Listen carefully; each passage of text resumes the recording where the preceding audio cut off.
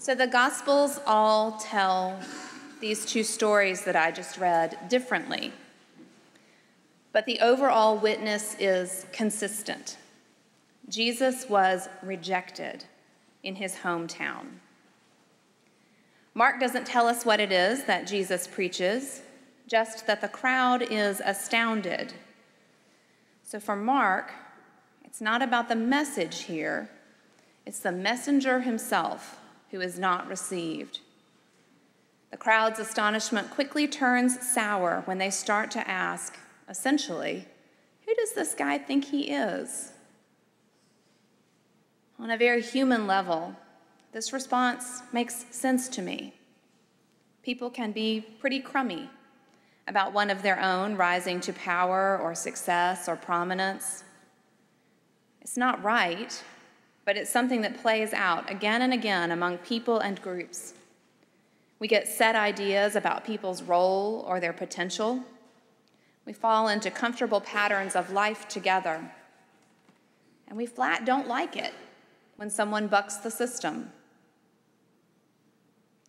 And it also makes me think that Jesus must have had a very ordinary childhood. I'd like to imagine that even as a boy, Jesus seemed special. Surely, he was kinder and more polite than his peers. He must have been gentle with the younger kids and respectful of his elders. Surely, some of his divinity shined through, even through the terrible twos and acne and battles over whether or not he could borrow the donkey. But it must not have been that way at all. He must have been an utterly ordinary kid, not one of the ones that his teachers and his friends and that powerful chorus, his friends' parents, marked early as one whose star was on the rise, but instead, just one of the gang. Because the people of Nazareth have not seen this coming, and they are astounded or maybe even dumbfounded when it happens. So perhaps the old saying is really true. Familiarity breeds contempt. But by this point in Mark's gospel, Jesus has done amazing things: healing, teaching, calming a stormy sea. Reading through the first 6 chapters of Mark, we see a version of Jesus that is full of action and all kinds of radical teaching. The demons out there recognize him as he's sending them packing, and the word is getting out. More and more people are attracted by the teaching and the healing that he offers. His fame is spreading, such that the crowds are getting unmanageable and he has to stay on the move. And then we learn in the verse that follows the passage I just read that even King Herod has gotten wind of him. However, the good people of Nazareth remain unimpressed.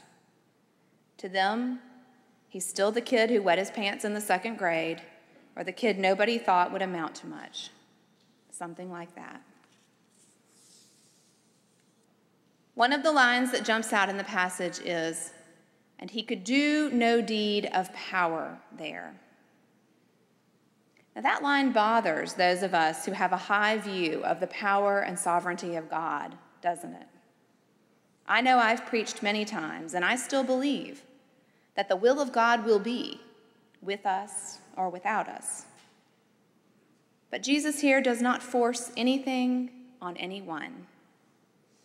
As an aside almost, we're told that he does lay hands on a few sick people and heal them, which maybe in the grand scheme of things isn't a huge deal, but it must have meant a lot to those sick people, right? But he doesn't do amazing deeds of power to try to persuade or convince the crowd. As powerful as he is, he's also a respecter of free will. He's not going to snatch anyone up and drop them in the belly of the whale until they comply. He's just going to move on and see where else he might find traction for his message and his ministry. The people he encounters absolutely have a choice. And the people of Nazareth, well, They opt out, and we're left wondering about what could have been in Nazareth. Surely these unrealized possibilities, this untapped potential, they must grieve the divine heart. Wanting more for someone you love than they want for themselves is terribly painful, isn't it? But the action in Mark always moves quickly, and Jesus presumably does exactly what he instructs his disciples to do when they encounter opposition. Shake off the dust and move on, unencumbered. You know, we might not be that different from the hometown crowd, we who are gathered today at IPC on this holiday weekend. I always like being in church on what we sometimes call low Sundays, because I figure everyone who's here today really needs to be. You made the choice and the commitment to come to church today, even though you knew a lot of your brothers and your sisters would be elsewhere. And so there's some questions that this story raises for us. We who have some familiarity with Jesus, we who have some curiosity about what he might say to us or how we might encounter him. How do we receive him? Do we really expect him to show up and do something? Are we willing to be surprised that the gospel might come into our midst in ways or through people we would not have expected? Or do we prefer a version of Jesus that's more like the idea of his childhood that I described? Kind, gentle, polite. Maybe you're like me. I find myself a little reluctant to probe that question too deeply. But it's worth asking ourselves what it is in us that fully prevents us from receiving the good news of the gospel and the Jesus who proclaims it. Are we comfortable enough without it? Do we prefer a Jesus enshrined in stained glass or buttoned up cleverly in sound doctrine to a Jesus on the move, out there in the world and in us? There's a story that author and pastor Frederick Buechner, we quote him a lot here. Buechner tells a story that haunts me. In his spiritual autobiography, Now and Then, he recounts a story of a meeting that he had with Agnes Sanford, who was a Christian healer. It was a somewhat unlikely encounter. Buechner, the Presbyterian minister and author, and Sanford, the New Age healer.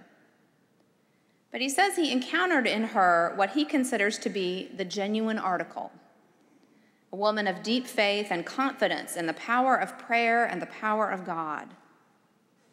He writes, "The most vivid image she presented was of Jesus standing in church services all over Christendom with his hands tied behind his back, unable to do any mighty works because the ministers who led the services either didn't expect him to do them or they didn't dare ask him to."